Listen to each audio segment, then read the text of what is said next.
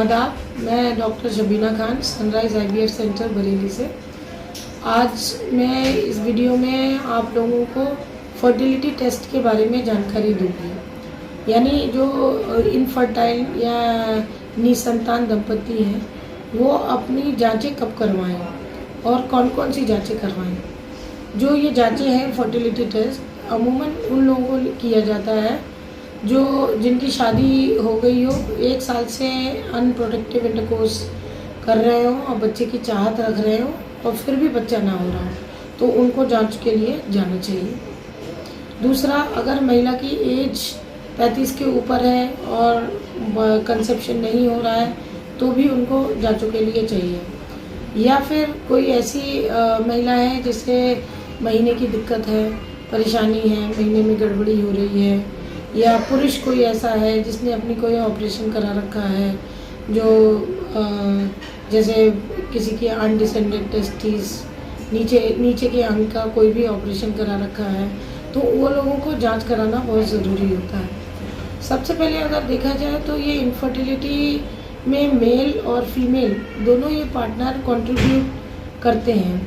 अगर हम ये मानते हैं कि 50% महिला की कमी से बच्चे नहीं हो रहे हैं तो 50% पुरुष की कमी से भी बच्चे नहीं हो सकते हैं। तो सबसे इम्पॉर्टेंट ये होता है कि इनकी जो जांचें होती हैं उसको हम 2 भाग में डिवाइड कर दें। एक तो पुरुष की जांचें और महिला की जांचें। तो उसमें भी पुरुष की जो वीर्य की जांच है यानी सीमेन एनालिसिस, वो सबसे इम्पॉर्टेंट जांच है। हमें सबसे पहले वही कराना चाहिए। कोई भी इनफर्टिलिटी पेशेंट आता है या जिसको बच्चे की चाहत है उनमें इसमें आपने ये देखा है कि जो पेशेंट है वो जब भी आता है तो हम उन इनफर्टिलिटी का अगर पेशेंट है तो इस वीडियो के माध्यम से मैं ये मैसेज देना चाहती हूँ कि जब भी आप अपने डॉक्टर के पास जाएं तो आप एक एब्स्टिनेंस यानी हस्बैंड वाइफ का मिलन जो है कम से कम 2 से 7 दिन तक ना हुआ हो, ताकि आपकी जो भी जांचें हैं वो उसी दिन हो जाए, यानी दोनों संबंध ना बना के आए। तो ये जांचें जो है जल्दी हो जाएंगी और उनको रिपोर्ट भी जल्दी मिल जाएगी। मेल की जांच यानी सीमेन की एनालिसिस करना बहुत ज़रूरी है।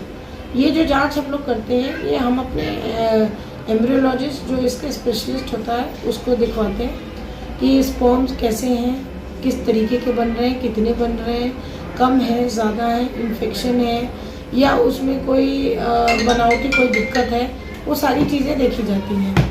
ठीक है, WHO ने सीमेन एनालिसिस का पैरामीटर दिया है, उसके हिसाब से ही हम रिपोर्टिंग करते हैं। मतलब पुरुष की अगर देखी जाए तो सबसे इम्पोर्टेंट वीर्य की जांच है। उसके अलावा हम उनका ये RBS चाहते हैं कि वो करा लें, यानी शुगर की जांच और VDRL, ये जांचें पुरुष की कराते हैं। महिला की सबसे इम्पोर्टेंट जांच है वो है अल्ट्रासाउंड। ऐसा कोई दिन निर्धारित नहीं है कि जिस दिन भी महिला आती है क्लिनिक पे तो वो अपनी जांच करा सकती है, अल्ट्रासाउंड करा सकती है। अल्ट्रासाउंड जो है वो बहुत ही यूज़फुल यानी कारगर होता है इस चीज़ में ये देखने के लिए कि हमारी बच्चेदानी कैसी है, हमारे जो ओवरीज हैं यानी अंडे की थैली कैसी है, एग्स कैसे हैं, अंदर जो बच्चेदानी के लाइनिंग बनती है एंडोमेट्रियम वो कैसे है, उसके बारे में सारी जानकारी हमें मिल जाती है। फिर हम एक जांच कराते हैं AMH का। AMH जो होता है इसे कहते हैं एंटी मुलेरियन हार्मोन। ये जांच भी बहुत इम्पॉर्टेंट होती है।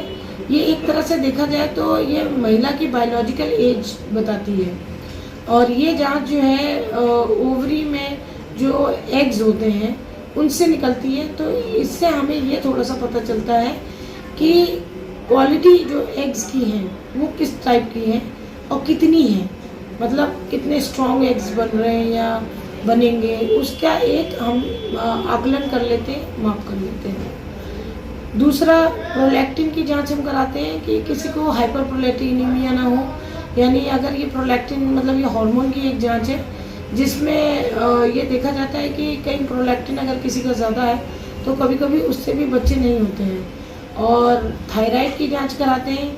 थायराइड जो है वो बहुत इम्पोर्टेंट होता है, उससे भी महीने की भी दिक्कत हो सकती है, उससे कंसेप्शन में भी दिक्कत हो सकती है और अगर प्रेग्नेंट हो भी जाए महिला तो उसके बाद जो है फिर भी हम थायराइड की एक जांच करा के देखते हैं, क्योंकि ये बच्चे के मेंटल डेवलपमेंट के लिए बहुत इम्पोर्टेंट होता है। दूसरी जांचें, अगर हमें लग रहा है कि ट्यूबरकुलर होगी तो ESR करा लिया या TB गोल्ड करा लिया, या ज़रूरत के हिसाब से करते हैं। फिर एक इम्पॉर्टेंट जांच आती है जिसको हम लोग बोलते हैं नलकों की जांच, यानी ट्यूब टेस्ट। ये उनमें किया जाता है जो या तो पहले बहुत बार पेशेंट आता है और वो ये कहता है कि जी हमने अपनी ये जांचें करा रखी हैं और ये हमारे नल के बंद आए हैं, तो फिर हम उनको ये कहना चाहते हैं कि आप अपनी नलकों की जांचें ज़रूर रिपीट कराया करें। ठीक है, कभी कभी सालों हो जाते हैं, 2 साल 4 साल पुरानी रिपोर्ट लेके आते हैं, तो वो जांच रिपीट होनी चाहिए। ये नलकों की जांचें देखा जाए तो कई तरीके से हो सकती हैं, यानी अमूमन इसको हम लोग 3 तरीके से कर सकते हैं। एक एक्सरे के द्वारा, यानी HSG, हिस्टेरोसैल्पिंगोग्राफी। हम इसमें एक दवाई डालते हैं बच्चेदानी के रास्ते से और नलकों का देख लेते हैं कि नलके खुले हैं या नहीं। अगर नलके खुली हैं तो वो दवाई वहाँ से नलकों से निकलती हुई पता चलती है। दूसरा एक सोनोसैल्पिंगोग्राफी होता है, यानी ये काम अल्ट्रासाउंड से भी कर सकते हैं, अल्ट्रासाउंड से भी करते हैं। उसमें भी हम दवा डाल के देख लेते हैं कि स्पिलेज हो रहा है या नहीं, यानी नलके खुले हैं या नहीं। लेकिन अगर इनका देखा जाए जो इनकी रेट है, सक्सेस रेट इस जांच की सोनोसैल्पिंगोग्राफी की, वो बहुत कम है, 20 से 30%। हालांकि जो HSG है, जो एक्सरे से हमने किया, वो 60% के लमसम दिखाता है कि एक्यूरेसी उसकी आती है, और उसमें हमें बच्चेदानी की अगर कोई बनावट की दिक्कत है या कुछ है तो वो भी पता चलता है।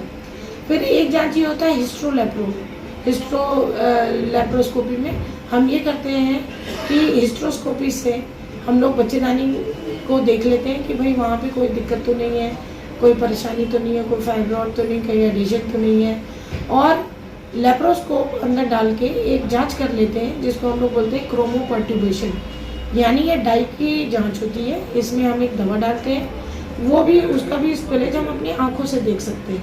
अब हिस्ट्रोलैप्रोस्कोपी में फ़ायदा ये होता है कि अगर हमें लग रहा है उस समय के नलके बंद हैं तो हम उस समय उसको खोल भी सकते हैं।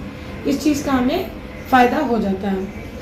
अब आप लोगों को जानकारी के लिए मैं ये बता दूं कि जो ये जांचें हैं, ये जांचें एक तरह से हमारा मूल है किसी भी इलाज के लिए, और अगर हम सही तरीके से जांचें करते हैं और उसके बारे में अगर हमें पता चल जाता है कि पेशेंट में क्या प्रॉब्लम है, तो मैं मानती हूँ कि जितने भी इनफर्टिलिटी पेशेंट हैं उनमें 70% पेशेंट का इलाज हम दवा से ही कर सकते हैं।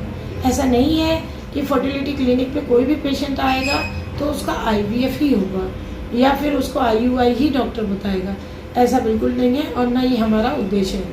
ये जांचों का बस इतना है कि हमारे जो मरीज़ हैं वो जानना चाहते हैं कि ये जांचें हम क्यों कराएं, तो इससे हमें ये पता चलता है कि जो इनफर्टिलिटी का कारण है वो पुरुष में है या महिला में है या अनएक्सप्लेन्ड है या दोनों में है। अमूमन हमें इससे काफ़ी आगे बहुत सहूलियत मिलती है इलाज करने में। आशा करती हूँ कि मेरा ये वीडियो आप लोगों को पसंद आया होगा, और आपके जो भी डाउट्स हों वो प्लीज़ आप हमसे उसके बारे में पूछें और उसका जवाब लें। आप मुझे मेल भी कर सकते हैं, उसके अलावा हमारे दिए गए नंबर पे आप कांटेक्ट करके आप पूछ सकते हैं। नमस्कार।